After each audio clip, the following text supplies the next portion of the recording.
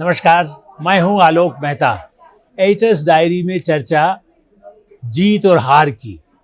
जीत, कितनी बड़ी जीत। कर्नाटक में कांग्रेस की जीत से कांग्रेस में उत्साह दिखाई दे रहा है, लेकिन उसके साथ आप देखिए कि क्या पराजय। लोग, कांग्रेस के लोग तो यही कह रहे हैं, प्रधानमंत्री नरेंद्र मोदी ने इतना बड़ा अभियान किया, इतना प्रचार किया, उसके बाद भी पार्टी हारी। लेकिन वोट परसेंट यदि देखें और जीत और हार के आगे के परिणाम देखें, एडिटर्स का काम यही है कि समीक्षा कैसे की जाए। और इसलिए मैं पहले याद दिलाना चाहता हूं, जब ये कहा जाता है कि क्या अब भाजपा के लिए बिल्कुल पतन के रास्ते आ रहे हैं, क्या भाजपा, जैसा कांग्रेस वाले कहते हैं कि भाजपा मुक्त हो रहा है, दक्षिण भारत उत्तर भारत में क्या होगा। नहीं, मेरा ऐसा मानना है और अनुभव ये बताता है। आप अपना रिकॉर्ड देखिए, जो गूगल में उपलब्ध नहीं होगा वो रिकॉर्ड के बारे में बात करिए। 1982 में इंदिरा गांधी प्रधानमंत्री थी, गुंडू राव उनके सबसे दाएं हाथ माने जाने वाले मुख्यमंत्री थे और संघर्ष के भी कहना चाहिए कि युवा मुख्यमंत्री थे।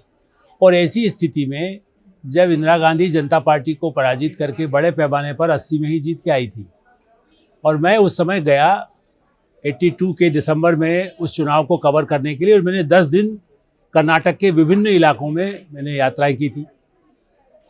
और उसके बाद लग रहा था कि कैसे, चूँकि गुंडू राव को हटाने का दबाव भी था, लेकिन गुंडू राव को इंदिरा गांधी नहीं हटाया। नतीजा क्या हुआ? उस सफलता, उस विजय, जैसे कहना चाहिए देश भर में इंदिरा गांधी का बोलबाला था, उसके बाद भी कांग्रेस पार्टी हार गई।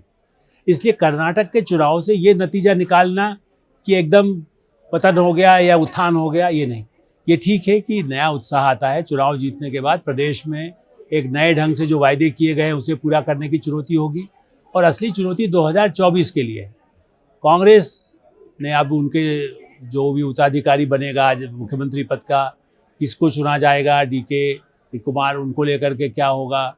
और जिस तरह से डीके शिव कुमार जो है वो लगातार, जिन्होंने जितना काम किया है और प्रदेश अध्यक्ष के नाते, लेकिन सीधा रवैया, बहुत पुराने नेता हैं। बीजेपी में यही तो कहा जा रहा है कि येदियुरप्पा को नहीं हटाया होता तो शायद उतनी पराजय की स्थिति नहीं देखना पड़ती। लेकिन हमको ये बताता है कि एक प्रयोग किया बीजेपी ने, काफ़ी लोग बदले, जगदीश शेट्टार पार्टी छोड़ के चले गए जो मुख्यमंत्री थे तब भी, लेकिन उस खतरे को उठा करके एक छवि को बदलने की कोशिश हुई। लेकिन हाँ, ये सही है कि राहुल गांधी की भारत जोड़ो यात्रा से जो शुरू हुआ था, जिन्होंने अभियान की तैयारी की और सभी गुटों को आपस में मिलकर के काम, सीधा रवैया और डीके शिव कुमार ने मिलकर के जो काम किया, उसका परिणाम अच्छा हुआ।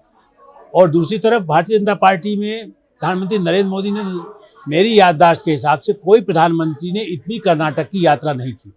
लोग चुनाव अभियान की बात करते हुए तो उसके पहले भी 9 साल में लगातार जितनी यात्राएं की है प्रधानमंत्री नरेंद्र मोदी ने, अमित शाह ने अपनी भूमिका निभाई, लेकिन स्थानीय स्तर पर जो विधायक थे या पार्टी के लोग थे, उन्होंने अपने क्षेत्रों में, जिसके लिए बार बार यहाँ से कहा भी जाता था कि आप काम करिए, जमीनी काम न होने का नतीजा भाजपा को झेलना पड़ा।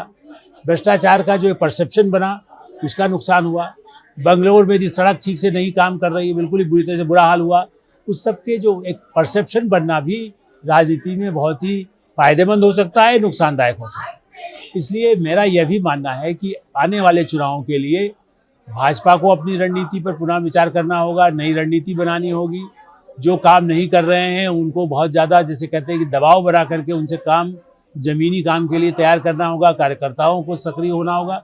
राष्ट्रीय स्वयंसेवक संघ अपनी भूमिका निभाता रहा है, लेकिन वो तो पार्टी का जो विधायक काम नहीं करेगा, उनकी सरकार यदि गड़बड़ होगी, उनके मंत्री इसीलिए पराजित हुए कि काम में उनके ऊपर बड़े गंभीर आरोप आते रहे।